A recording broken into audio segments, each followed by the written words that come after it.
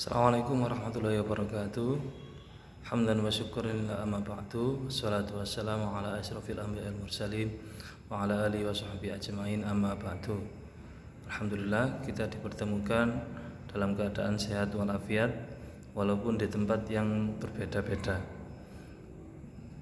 Bapak Ibu guru ada yang bekerja di rumah maupun bekerja di sekolah. Tapi siswa-siswi diharapkan tetap berada di lingkungan rumah karena sedang terjadi wabah virus corona atau COVID-19. Jadi siswa-siswi diharapkan lebih berhati-hati dan juga menjaga kesehatan. Dalam pertemuan kali ini Bapak akan sedikit memaparkan pelajaran yang ada di pertemuan pertama, yakni tentang surat Al-Kafirun. Sebelum kita membahas surat Al-Kafirun, di Indonesia ada berbagai macam agama. Ada Islam, ada Kristen, ada Hindu, ada Buddha, dan lain-lain. Antar umat beragama kita diusahakan agar tetap hidup rukun, menjaga silaturahmi dan juga saling toleransi. Ini kaitannya dengan surat Al-Kafirun, bahwa di dalam surat Al-Kafirun itu menjelaskan tentang keagamaan. Jadi bagi yang memeluk agama Islam itu tidak diperbolehkan untuk membenci atau atau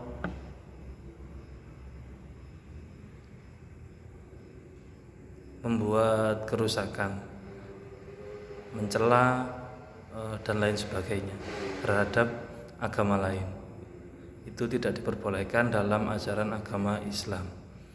Jadi walaupun kita beragama Muslim, tidak boleh menyalahkan atau mengganggu agama lain.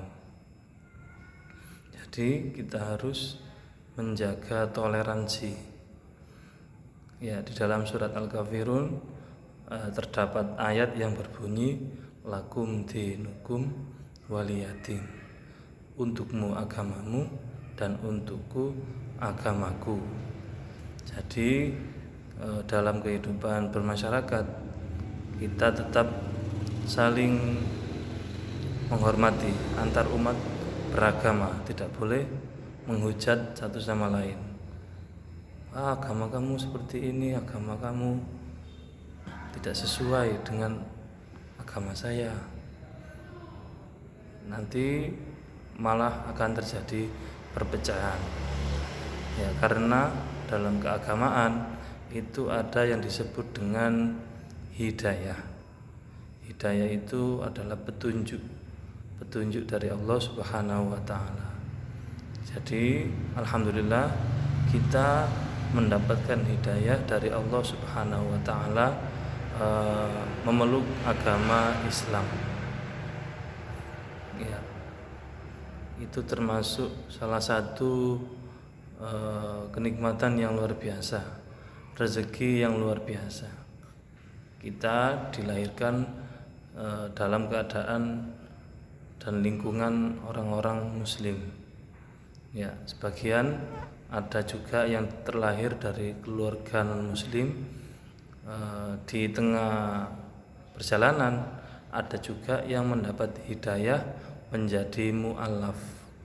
Mu'allaf artinya orang yang baru masuk Islam. Ya, jadi orang yang baru masuk Islam itu disebut mu'allaf. Akan tetapi ada juga yang awalnya Muslim tetapi ketika dewasa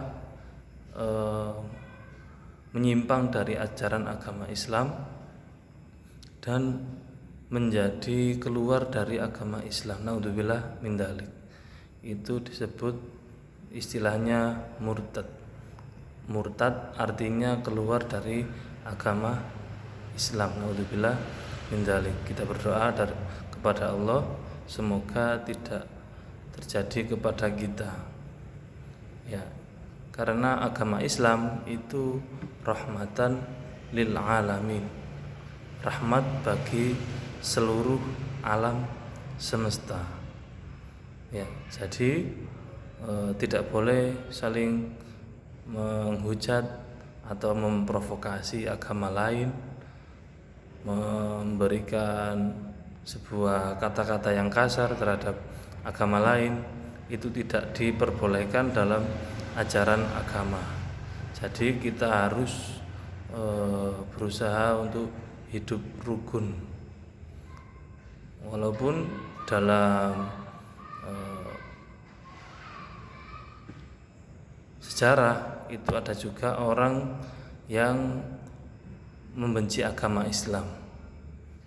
Itu namanya kafir harbi. Itu kalau orang non muslim menyerang orang Islam, kita diperbolehkan untuk menyerang balik, tapi tidak diperbolehkan untuk membuat keonaran terlebih dahulu. Kalau orang yang di sekitar kita itu tidak ada yang memerangi kita, itu namanya kafir zimmi, tidak boleh dimusuhi. Dalam hidup sosial harus dirangkul, diajak bersosialisasi. Jadi tetap hubungan dengan sesama manusia tetap ada, walaupun itu beragama lain. Ya, saya akan membacakan surat Al-Kafirun. Disimak baik-baik. A'udzu billahi minasyaitonir rajim. Bismillahirrahmanirrahim. Qul ya ayyuhal kafirun la a'budu ma ta'budun wa la antum 'abiduna ma a'bud wa la ana 'abidun ma 'abadtum wa la antum 'abiduna ma a'bud lakum dinukum waliyadin. Ya, artinya qul ya ayyuhal kafirun, qul katakan, ya ayyuhal kafirun, wahai orang-orang kafir, la a'budu ma ta'budun, aku tidak akan menyembah apa yang kamu sembah, wala antum 'abiduna ma a'bud, dan kamu tidak akan menyembah apa yang aku sembah. Jadi agama kita, agama yang kita percayai itu menjadi hak pribadi masing-masing terhadap Tuhan, tanggung jawabnya. Tetapi kalau terhadap sesama manusia itu tetap ada hubungan sosial. Tapi kalau dalam keagamaan kita tidak diperbolehkan untuk ikut dalam agama mereka, walaupun seumpama ada keluarganya yang beragama non muslim terus mengajak kita untuk pergi ke tempat ibadah mereka, kita tidak diperbolehkan untuk mengikuti tata cara ibadah mereka.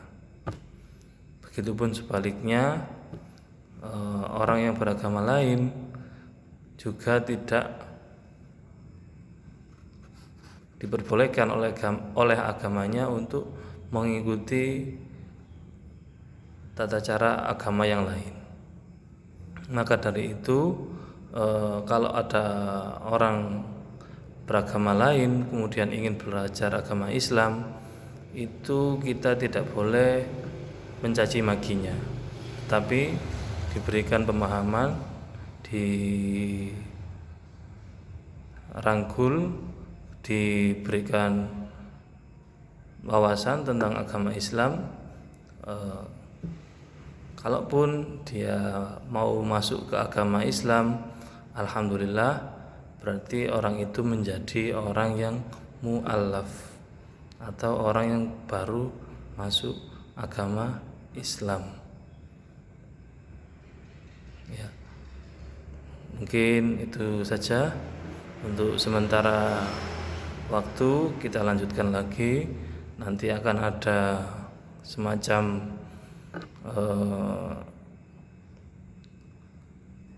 soal-soal dan juga latihan-latihan, dikerjakan dengan baik dan benar.